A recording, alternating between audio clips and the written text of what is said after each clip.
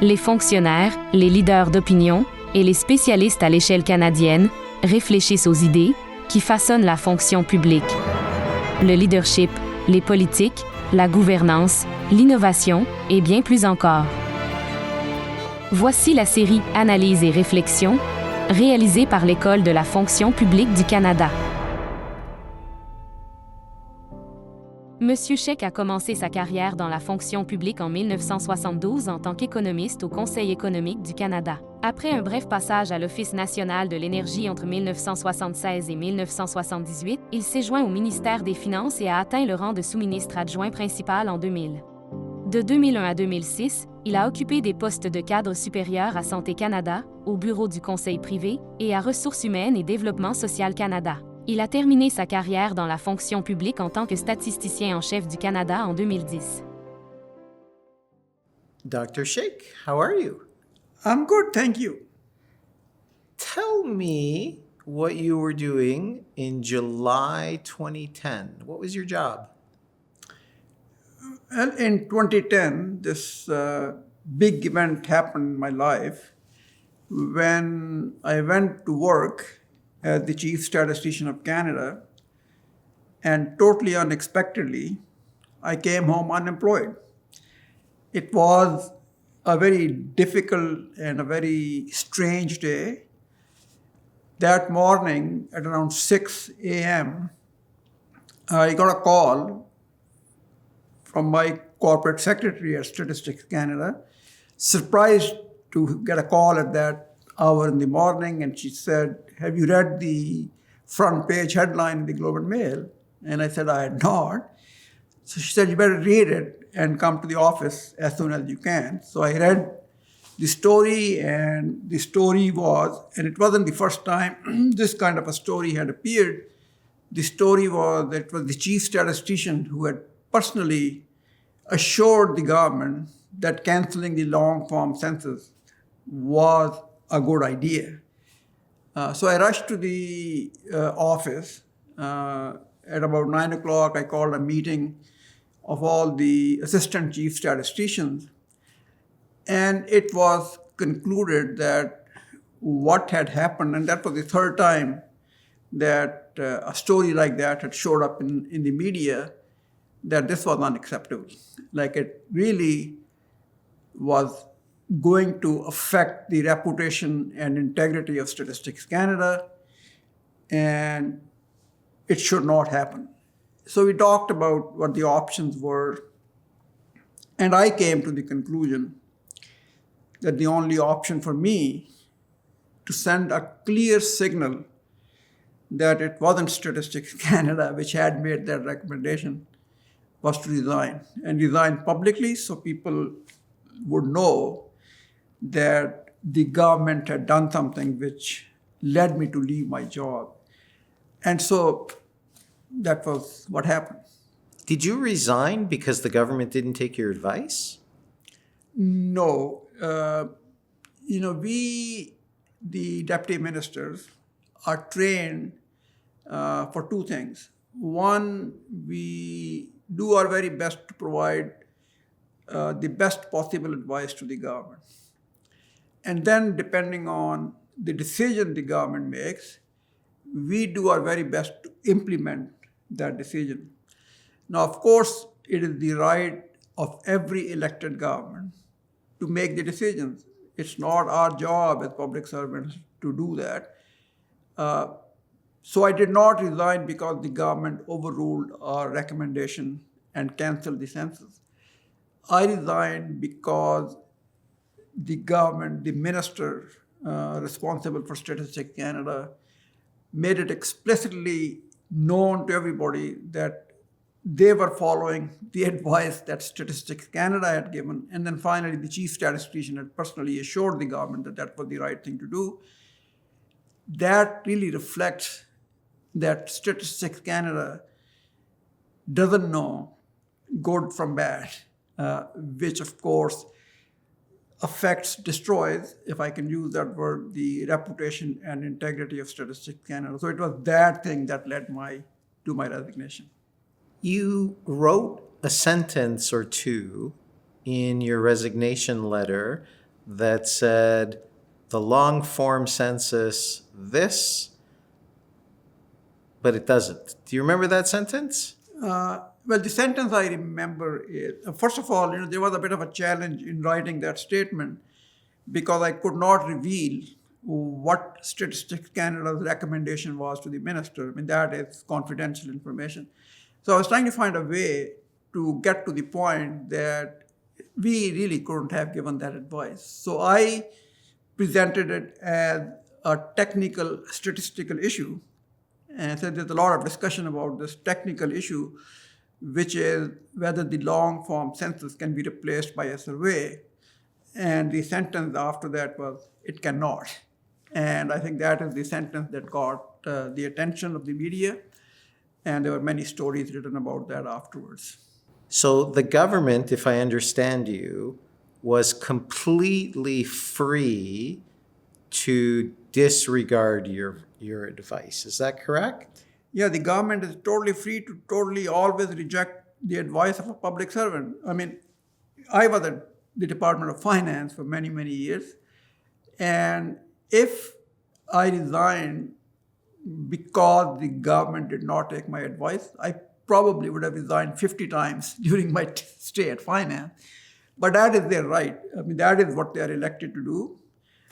We just give them the advice.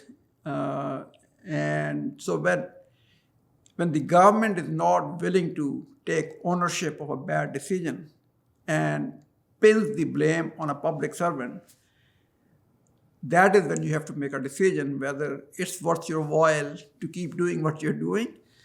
And I came to the conclusion that I'd spent my entire life to serve the public, and to take the blame for somebody else's bad decision, while I could live with it personally, I simply could not tolerate that such a great Canadian institution like Statistics Canada would be blamed for incompetence. That is something that I thought I could not tolerate.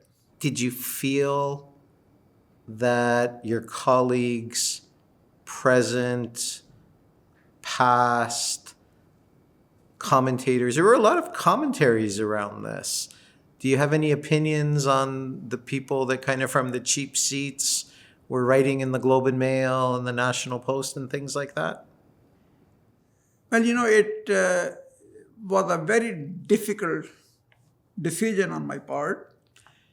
To quit your dream job isn't an easy thing. But when I saw the reaction to what I had done, that actually made me feel good that I had done the right thing. My mindset at the time I resigned was very negative. Like, I am going home, I have lost my job, it's all the government's fault. I felt terrible about it. But next day, when I started reading all the stories that people were writing, I said to myself, yes, of course, I've lost something, but I've also gained something which is really important for me, which is that people understand and agree that I did the right thing. And so it's worth quite a lot. I am really quite pleased that I was at that time able to take the right decision. Hard it was, but I was able to do that. But I should mention one thing here. Even though the decision was fairly obvious, like if you really care about your institution, there is no other option but to do what I did. But I still was a bit uncertain, am I going to be able to survive without going to office and doing the stuff I like? And it was my family, my wife and my boys. I was talking to them and they said, you have made the right decision, stick with it. And so I stuck with it. Now, after Statistics Canada, you've added another big thing to your public service. You're a published fiction author now. Tell us about that. Well, when I left as chief statistician, what is it that you do to provide public service? And I went back to an idea that I had many, many years ago.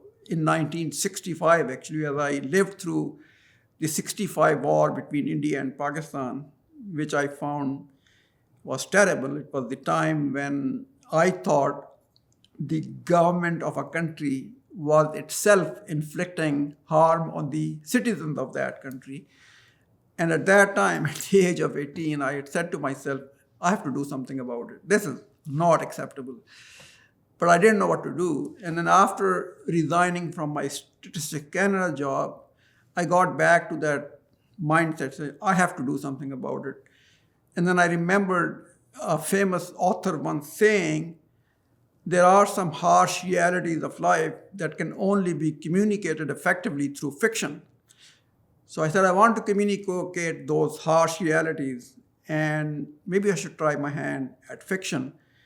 And then, of course, it's hard to write fiction for someone who had been used to writing academic articles and briefing notes. It took me a long time to get the hang of it. I went to a British Academy for 2 years to learn how to write stories. And so it took me 14 years to write the story that I've always wanted to tell about what happened in 65 and What's the name of the book? Afterwards. What's the name of the book? The name of the book is Islamabad, the capital of Pakistan. And the reason it's called Islamabad is because that is the seat of power for the government of Pakistan. So it is in two parts, basically. Islamabad, so here is where the power comes and affects people's life, I would say badly. And then the second part is the part about war and love. And so the mechanism that was used by the government during that period that I cover in the book was multiple wars, which of course had a huge impact on the people of Pakistan. And the word on love, it's the love within a family. You know, there's a family, there's a father, a mother, and two daughters. And love is the way that this family hangs together to deal with the adversities that are created because of the wars. So that's the title of the book, Islamabad, A Tale of War and Love. There's a very negative part of it, which is the government basically adversely affecting the lives of its own citizens, and the citizens then have to deal with it. And the only way they were able to get to deal with it was through the unity in the family and the love they have for each other. Dr. Munir Sheikh, thank you for clarifying a big moment in Canadian public service history, and thank you, more importantly, for dedicating your life to public service. If I can just say one more thing, I hope people would read my book. It's available at Amazon and Indigo. You can order it. And I think the topic that I've picked up, how can bad governments destroy the lives of their citizens? If you look around the world today and count the number of countries where that is happening, you'll be shocked. So my novel, in a sense, is a cry for people to wake up and say, we cannot let this thing continue because it does badly affect the lives of the citizens of the world. Thank you, Dr. Sheikh. Thank you very much.